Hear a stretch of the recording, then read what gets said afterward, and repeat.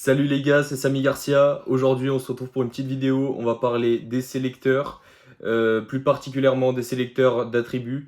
Alors, ça va être une petite série comme ça de vidéos. On va faire plusieurs. Je vais les mettre toutes dans une playlist. On va parler des différents sélecteurs. Alors, cette vidéo, c'est pas pour les débutants. On va pas parler des sélecteurs, par exemple, de classe ou d'ID ou des choses comme ça, qui normalement devraient être. Enfin, si t'es pas débutant, normalement, c'est quelque chose que tu maîtrises déjà, que tu connais déjà. On va s'intéresser à des sélecteurs un peu plus compliqués et on commence cette vidéo avec les sélecteurs d'attributs et de valeurs d'attributs. Donc ici, on va pas perdre plus de temps. On va se retrouver avec un petit code que j'ai fait, une petite page toute basique. Ici, on a 3 éléments. On peut voir que c'est des éléments P sur lesquels il y a des attributs. Ils ont tous l'attribut foo ici. Donc ici, le premier élément, il a l'attribut foo avec la valeur bar. Ici, il a l'attribut foo avec la valeur bar et la valeur tor. Et ici, l'attribut foo avec la valeur bar tor, en un seul mot. Donc, on va commencer. Premièrement, on va voir comment sélectionner un élément par sa valeur d'attribut. Donc, tout simple, c'est sûrement quelque chose que vous connaissez déjà. On va directement voir comment ça se passe. Donc, pour sélectionner un élément grâce à son attribut, on va tout simplement mettre entre crochets dans le sélecteur. Donc, ici, on a l'attribut foo. On le met ici entre crochets. Donc, on va tout simplement lui donner une background color. Ici, on va dire red. Background color rouge, et on voit que on a ici les 3 éléments qui sont sélectionnés parce que les 3 ont l'attribut foo qui est défini. Donc par exemple ici, si je mettais FOA par exemple, voilà, on voit que ça ne marche pas, bien évidemment. Maintenant, on va se lancer dans la partie plus intéressante. On va voir comment sélectionner par rapport à la valeur. Donc on va commencer par la valeur exacte. Ici, par exemple, si je donne la valeur bar, donc il n'y a que l'élément 1 qui est sélectionné parce que le seul élément qui a l'attribut foo avec une valeur bar est l'élément 1. Ici, on a l'attribut foo avec une valeur bar, mais aussi tor, donc ça ne fonctionne pas. Si justement on veut sélectionner tous les éléments qui ont l'attribut foo et dont la valeur contient le mot bar, on va venir ici rajouter le petit tilde. Donc bon, c'était un mot que je connaissais pas, mais je savais pas comment ça s'appelait.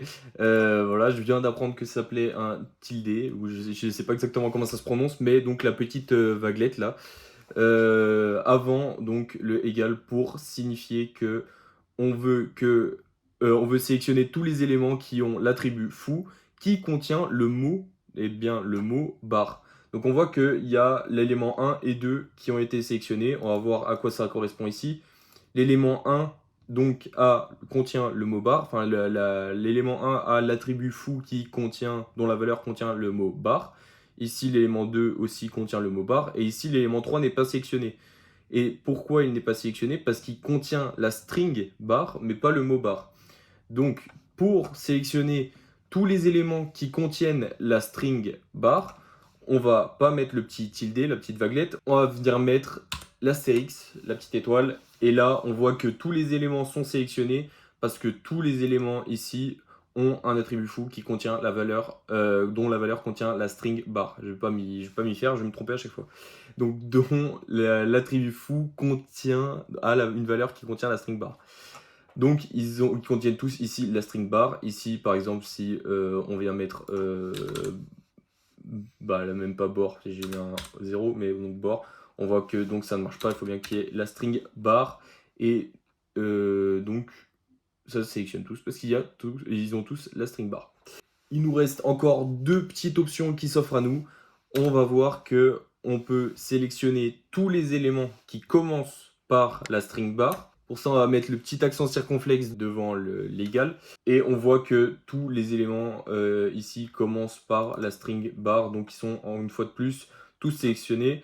Ici, par exemple, si la valeur de l'attribut foo de l'élément 2 ne commence plus par la string bar. Ici, il commence par A bar, même si je mets un espace, voilà, on voit que c'est pas sélectionné. Il faut bien que ça commence par la string bar. Et on va voir maintenant la dernière chose que je voulais vous montrer. On peut sélectionner tous les éléments dont la valeur donc, de l'attribut foo finissent par ici bar, donc ça va sélectionner que le premier. Donc vu que ici lui le premier élément, il a que la valeur bar, donc il commence et finit par cette string là, mais par exemple si justement ici on vient passer à Tor, ici on voit qu'il y a l'élément 2 et 3 qui sont sélectionnés parce que on voit bien qu'ici on n'a que l'élément 2 et 3 qui ont la valeur de l'attribut foo qui finit par Tor. Ouf, réussi le premier coup cette fois. Voilà un petit peu pour la première vidéo, c'est une vidéo très courte, je voulais juste vous présenter ça. Dans cette série de vidéos, on va parler aussi des pseudo-classes et aussi des combinateurs, donc les combinateurs dans les sélecteurs CSS. Donc voilà, j'espère que vous avez appris quelque chose. N'hésitez pas à mettre un petit like, un petit commentaire s'il y a des questions que vous vous posez. Vous posez des questions, si vous voulez me donner des petites idées de vidéos. Aussi, je vous mets en description le lien du groupe Discord de la Nimbus Team, là-bas où on parle de CSS. Et je vous mets aussi le lien de Layout CSS, le framework qu'on a fait avec la Nimbus Corp. Donc n'hésitez pas à liker le repo, essayer le projet, donc le framework, et nous donner votre avis sur le groupe Discord ou même en commentaire. Et aussi à la fin de cette vidéo, vous retrouverez un lien vers la vidéo de présentation de Layout CSS. Et j'ai aussi écrit l'article qui m'a servi de support pour cette vidéo, donc sur les sélecteurs d'attributs sur mon blog cssami.com. Donc je vous laisse aller voir cet article. Il y a aussi pas mal d'articles sur le CSS, donc je vous laisse aller voir tout ça si ça vous intéresse. Et voilà, moi je vous dis à la prochaine pour une prochaine vidéo. Ciao ciao!